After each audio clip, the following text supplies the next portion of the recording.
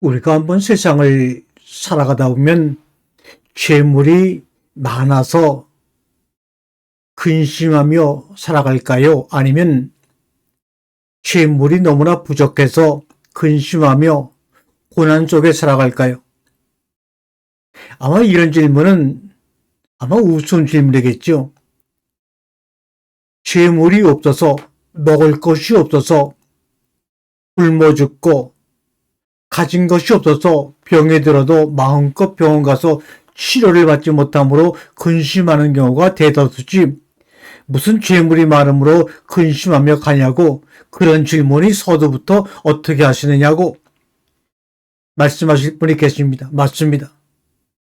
저도 살아가면서 정말로 꼭 필요한, 자급할 수 있는 재물이 때로는 부족해서 어려움을 겪을 때가 많이 있었습니다.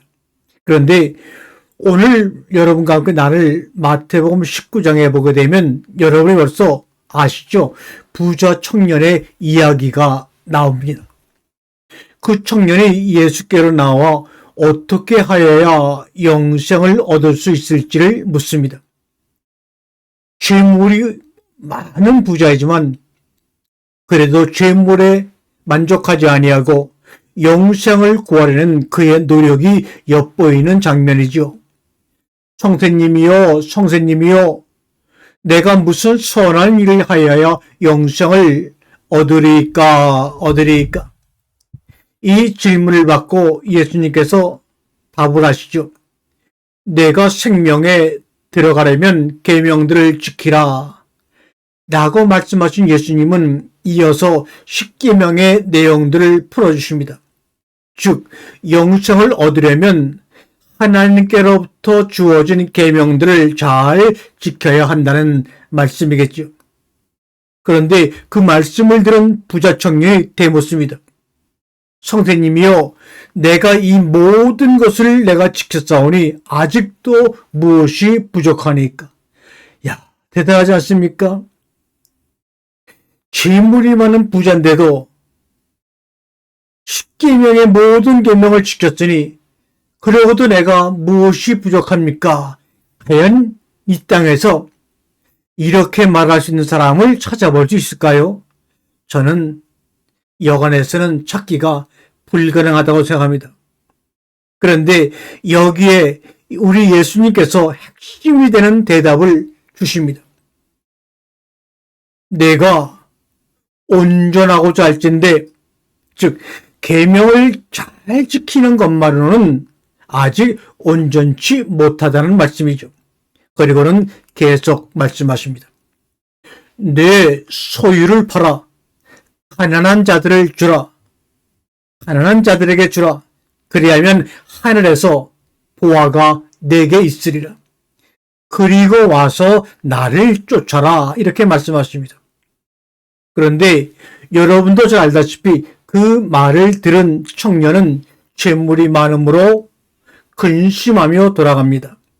재물이 많음으로 근심하며 돌아갑니다. 이 장면에서 재물이 많음으로 근심하며 돌아가는 것과 재물이 너무 없어서 하루하루 살기가 벅차서 고난 속에 허덕이며 돌아가는 자, 이 두 종류의 인생이 있습니다. 그 후 예수님께서는 익히 알려진 낙타가 바늘기에 들어가는 것이 부자가 하나님의 나라에 들어가는 것보다 쉬운이라는 교훈을 제자들에게 주시는 것을 우리는 알 수가 있습니다. 우리가 성경의 말씀을 볼 때 그 표면에 나타난 교훈과 더불어서 그 안의 내용까지 파악할 수 있어야 합니다. 성경에 보게 되면 창세기 2장 11절에 선과 악을 알게 하는 나무의 열매를 먹지 말라. 이거는 표면에 겉으로 드러난 말씀 교훈입니다. 선악을 알게 하는 나무의 열매를 먹지 말라. 먹으면 죽으리라. 이건 누구나 이성적인 생각으로 알 수 있는 표면에 나타난 교훈입니다. 그러나 표면에 나타난 교훈을 통해서 그 안의 내용, 즉 진리를 파악해야지만 하나님과 소통이 되는 겁니다. 이 부자 청년의 이야기에서 우리는 두 가지 측면의 가르침을 받을 수가 있지요. 함께 그 내용을 살펴보겠습니다. 그러면 성경에서 말하는 부자란 무엇인가? 말씀드린 대로 겉으로 드러나는 표면적 의미의 부자란 재물이 많아, 물질이 많아, 물질적으로 풍요로운 사람을 이야기합니다. 그에 반면 안의 의미, 그 안쪽의 의미는 마음의 영적 갈급함이 없는 상태입니다. 그리고 재물이라고 하는 것은 표면적인 의미로 말하면 돈이나 땅이나 건물 등의 물질이나 재산을 의미하죠. 그런데 그 재물을 안쪽의 의미로 파악해 보면 거듭나기 전에는 마음에 간직하고 있는 정과 욕심, 집착과 욕망, 그러나 거듭난 후에는 하나님께로 받은 은혜, 구원, 영생, 그리스도를 의미합니다. 그리고 마지막으로 가난한 자라는 것은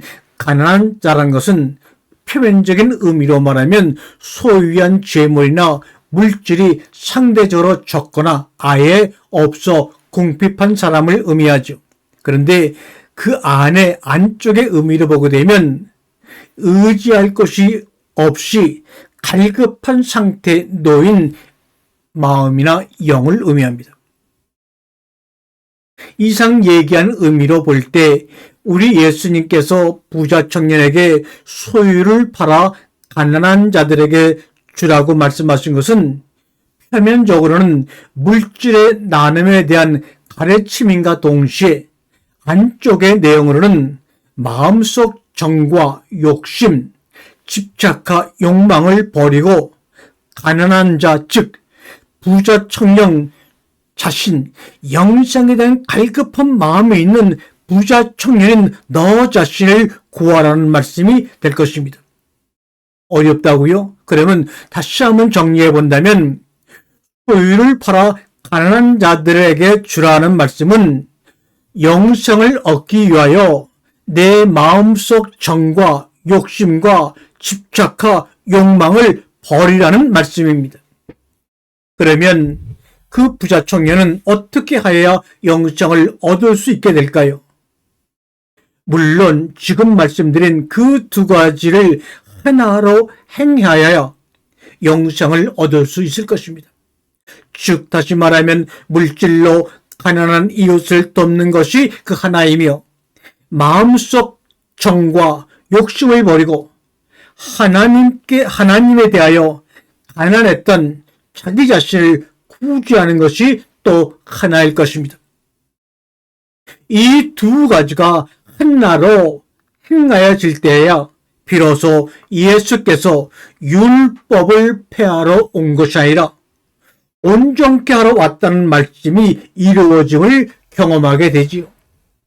구약이 율법이 우리에게 표면의 행함만 보여줬다면 신약의 예수님은 그 표면의 내용을 풀어 감춰져 있는 봉인된 것을 열어 그 안의 것을 가르쳐주기 위하여 오신 것입니다. 그리고 예수님께서 그동안 봉인되었던 감추어졌던 구약의 내용을 풀어서 이제는 모세의 돌비가 아닌 율법의 돌비가 아닌 우리 마음속 즉 신비에 새롭게 개선된 계명들을 새겨 넣어주실 때 그제야 우리는 비로소 구원의 시작에 섰다고 말할 수 있을 것입니다. 다시 부자 청년의 이야기로 돌아갑니다. 우리 삶에 있어서 우리가 하나님을 애써 외면하게 되고 또 그의 뜻에 반하여 행하게끔 하는 요소들은 무엇일까요?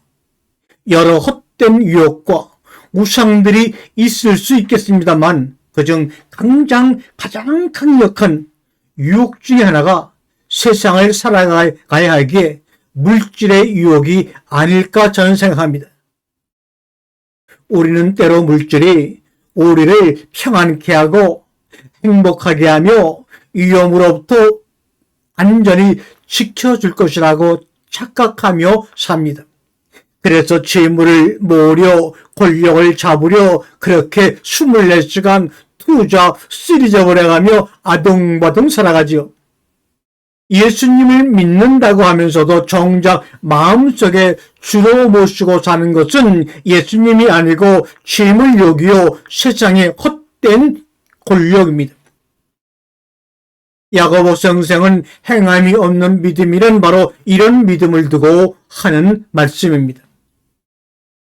그런데 그렇게 끔찍히 믿고 주로 삼아 따르던 재물이 나에게 독이 되는 것을, 나에게 계시록의 음료로 나타나게 될 것임을 간과할 때가 있는 것 같습니다. 우리들의 육의 욕망은 우리를 사망으로 이끕니다. 여러분, 오직 살리는 것은 말씀이신 하나님의 영입니다.